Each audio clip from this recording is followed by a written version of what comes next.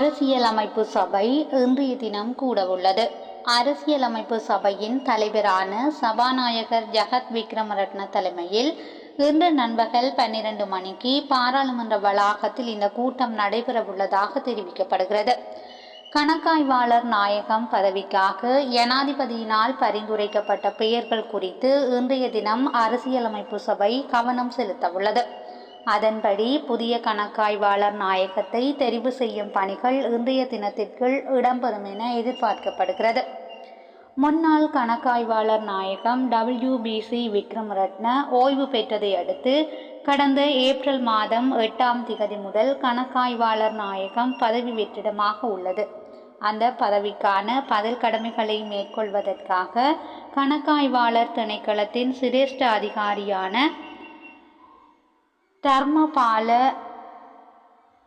கம்மன்பில நியமிக்கப்பட்டிருந்ததுடன் அவரது பதில் கடமை காலமும் கடந்த டிசம்பர் மாதம் 5ஆம் திகதியுடன் நிறைவடைந்தது. தற்போது கணக்காய்வாளர் நாயகம் பதவி வெற்றிடமாக உள்ளதுடன் ஜனாதிபதியினால் பல சந்தர்ப்பங்களில் அரசியலமைப்பு சபைக்கு பெயர்கள் பரிந்துரைக்கப்பட்ட போதிலும் அந்த பெயர்கள் அரசியலமைப்பு சபையினால் நிராகரிக்கப்பட்டன. எவ்வாறாயினும் கணக்காய்வாளர் நாயகம் பதவிக்காக ஜனாதிபதியினால் புதிய பரிந்துரைகள் முன்வைக்கப்பட்டுள்ள நிலையில் அது தொடர்பில் அரசியலமைப்பு சபை இன்று தீர்மானத்தை எடுக்கவுள்ளது. இதனிடையே பிப்ரவரி மாதத்தின் 1வது பாராளுமன்ற அமர்வு இன்று இடம்பெறுகிறது. எதிர்வரும் வெள்ளிக்கிழமை வரை பாராளுமன்றம் கூட உள்ளதுடன் சுதந்திர தினம் காரணமாக நாளைய தினம் பாராளுமன்ற அமர்வு நடைபெறாது என பாராளுமன்ற செயலாளர் நாயகம் அலுவலகம் தெரிவித்துள்ளது. 49 கைதிகளுக்கு ஜனாதிபதி பொது மன்னிப்பு. சுதந்திர தினத்தை முன்னிட்டு தீர்மானம். 78வது தேசிய சுதந்திர தினத்தை முன்னிட்டு 49 கைதிகளுக்கு ஜனாதிபதி விசேட பொது மன்னிப்பு வழங்க தீர்மானிக்கப்பட்டுள்ளது. அரசியல் அமைப்பின் 34வது உறுப்புரையினூடாக ஜனாதிபதிக்கு வழங்கப்பட்டுள்ள அதிகாரங்களுக்கு அமைய இந்த நடவடிக்கை எடுக்கப்பட்டுள்ளது. அதற்கமைய சிறைச்சாலையில் தண்டனை அனுபவித்து வரும் கைதிகளுக்கு அவர்கள் பூர்த்தி செய்த ஒவ்வொரு வருடத்திற்கும் 1 வாரம் என்ற அடிப்படையில் மன்னிப்பு வழங்கப்படுவதாக சிறைச்சாலைகள் திணைக்களம் தெரிவித்துள்ளது. அத்துடன் 75,000க்கும் குறைந்த அபராத தொகையை செலுத்த தவறியமைக்காக சிறை தண்டனை அனுபவித்து வரும் கைதிகளின் எஞ்சிய தண்டனை காலமும் ரத்து செய்யப்படவுள்ளது. முல்லைத்தீவில் 2014ஆம் ஆண்டு இடம்பெற்ற கொலை சம்பவம் தொடர்பில் ஒருவருக்கு மரண தண்டனை. முல்லைத்தீவில் கடந்த 2014ஆம் ஆண்டு இடம்பெற்ற கொலை சம்பவம் தொடர்பில் ஒருவருக்கு மரண தண்டனை விதிக்கப்பட்டுள்ளது. கிளிநொச்சி மேல் நீதிமன்றத்தில் குற்றவாளிக்கு மரண தண்டனை விதித்து தீர்ப்பளிக்கப்பட்டுள்ளது. முன்னதாக முல்லைத்தீவு புதுக்குடியிருப்பு குரவில் கிராமத்தில் கடந்த 2014ஆம் ஆண்டு மாதம் 11ஆம் திகதி இருவருக்கிடையில் ஏற்பட்ட வாய்த்தர்க்கம் கைகலப்பாக மாறியது. இதன்போது 19 வயது இளைஞர் ஒருவர் கத்தியால் குத்தி கொலை செய்யப்பட்டார். சம்பவம் தொடர்பான ஆரம்பகட்ட பூர்வாங்க விசாரணைகளின் பின்னர் கிளிநொச்சி மேல் நீதிமன்றத்தின் சட்டமா அதிபரால் குற்றப்பகிர்வு சமர்ப்பிக்கப்பட்டது. அதன் அடிப்படையில் குற்றவாளிக்கு மரண தண்டனை விதித்து தீர்ப்பளிக்கப்பட்டுள்ளது.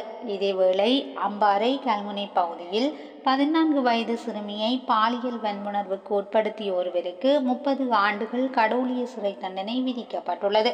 கல்முனை நீதிமன்ற நீதிபதி அந்தோணி பிள்ளை ஜூட்சன் குற்றவாளிக்கு கடூழிய சிறை தண்டனையை விடுத்துள்ளார்.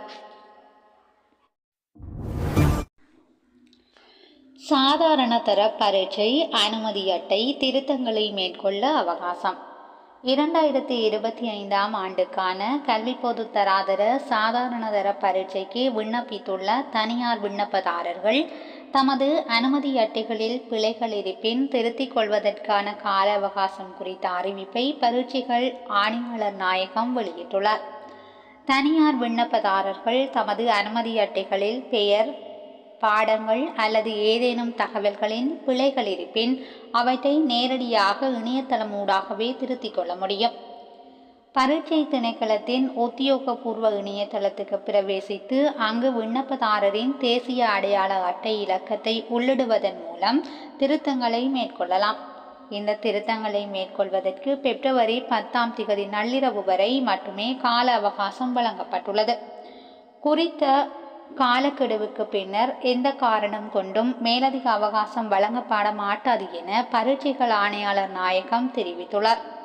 எனவே விண்ணப்பதாரர்கள் தாமதமின்றி தமது அனுமதி அட்டைகளை சரிபார்த்து கொள்ளுமாறு அறிவுறுத்தப்படுகின்றனர்.